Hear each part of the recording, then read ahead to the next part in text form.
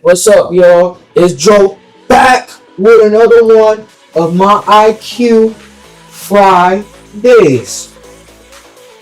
Last episode, y'all saw we broke down the offense. Now, it's time for our money makers, the defense. If y'all know me, I want that defense, boy. And I cannot reiterate this enough. Defense wins championships. If you have a good offense, great. But you need a great defense. If you don't have a great defense, you ain't gonna go nowhere. I've seen it so many times. Teams keep on scoring. Defense get out there, keep on letting up touchdowns. Guess what? That's how you lose games. You're getting to somebody that has a great offense like you. If they defense nice, you're gonna blow it. So, last time I broke down what the field looked like, I'll break it down one more time. Got your edge rushers on both sides. Got your two tackles. Got two middle linebackers generally. Got your DB, high safety, low safety. So we're going to break down what each of those do right now.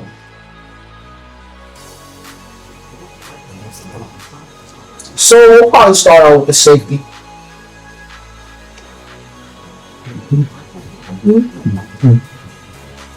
The safeties, coaches always say the safety is one of the hardest hitters on the field.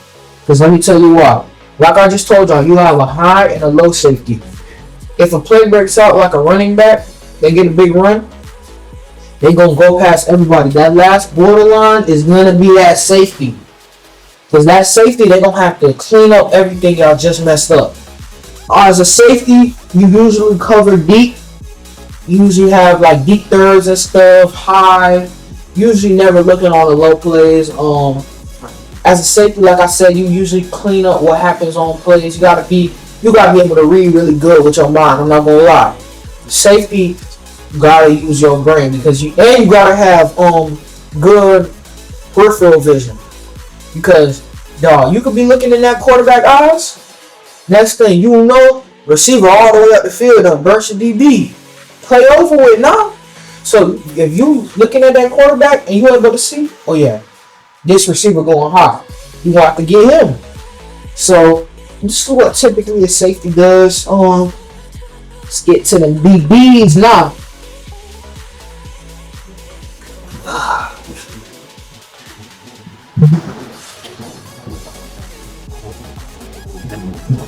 Alright, what does the DB do? DB generally he covers. He'll either have flats, he'll have deep, he might have outside, he might have inside. Depends on what the coach wants to do. And when you play man coverage, which is basically you stick with your man. As a DB, wherever that receiver going, you mimicking what he doing. As a DB, you gotta have really good feet because you gotta be able to keep up with the fast receivers.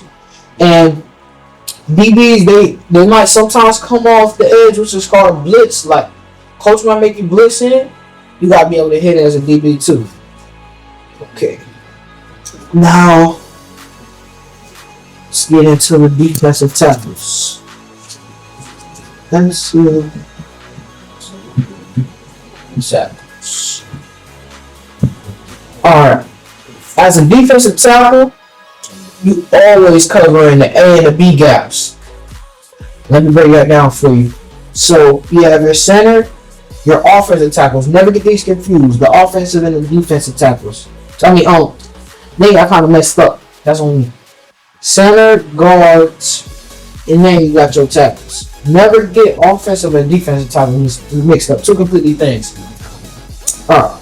So you have your A gap. Your A gap is usually where you go between that guard and that center.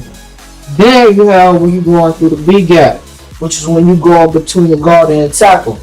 Difference is you going between two different people.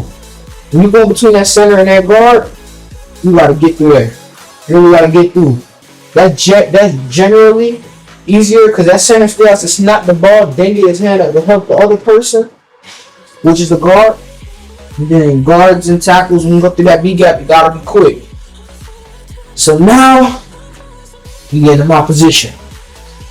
But I love this one right here. The defensive end. Oh my goodness.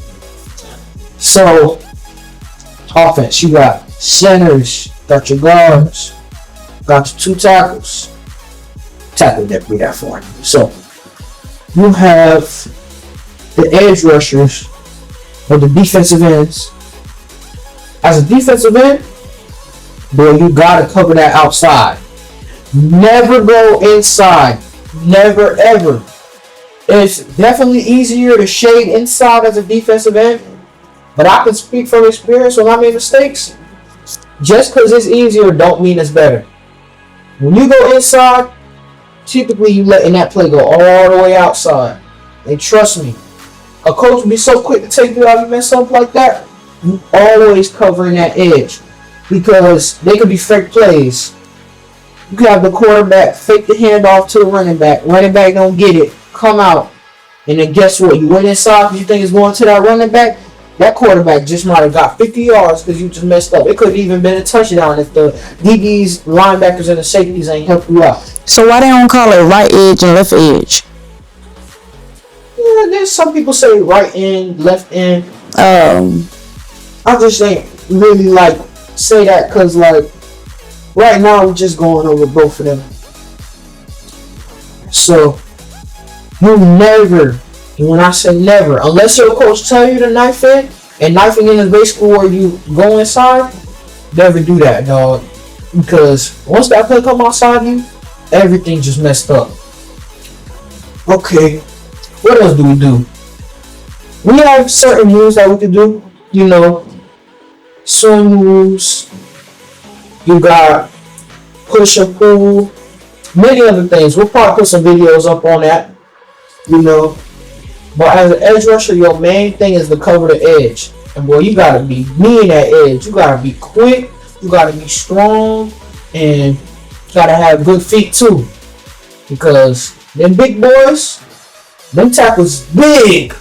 When I say big, I mean they got the height and they got the stomach and the arms. Boy, so if you have quick feet, you gonna get so much play, especially you strong. Slow feet don't eat. True saying right there. And the last one, my secondary position, a linebacker. So what do you do as a linebacker, Joe? Let me tell you. So you might have a middle, then you'll have 2 outside linebackers. Put it like this. This is what some people run, and they just run 2 middles. As an outside backer, usually you cover the flats. Flats is basically if a receiver's running a curl, slant, basically short routes. Then with the defensive end, you're looking on the outside too. Just in case that edge mess up, he knife inside like I told y'all, take him all the way outside.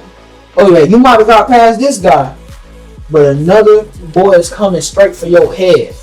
So as the outside linebacker, you might sometimes have to clean up what the edge rusher doesn't do. Now the middle, boy, middle you gotta be a dog. You gotta be strong. You gotta be fast. You gotta be smart. The middle linebacker usually covering flats. You always run first. Never go for pass first. You have to have a good first step. First step, like I said, you gotta be smart. Or snap they want it to the pass. Drop back, covering your flats. But boy, if it's a run, you coming full fledged, boy, with all your power. You want to go get that running back or that quarterback every single time. Whoever got that ball in their hand. Boy, these people be psychos, dog. They be having someone going through their head because they're literally psychopaths. If you watch Red Lewis and Patrick Willis, them was some mean people, dog. Even Luke Kuechly, he had a very good IQ. He was one of the smartest linebackers ever. He could tell you the play before you knew what the play was. So as a linebacker, you got to be very smart and you got to be very strong. So that basically break it down what you do on defense. So stay tuned for next week. Joe out.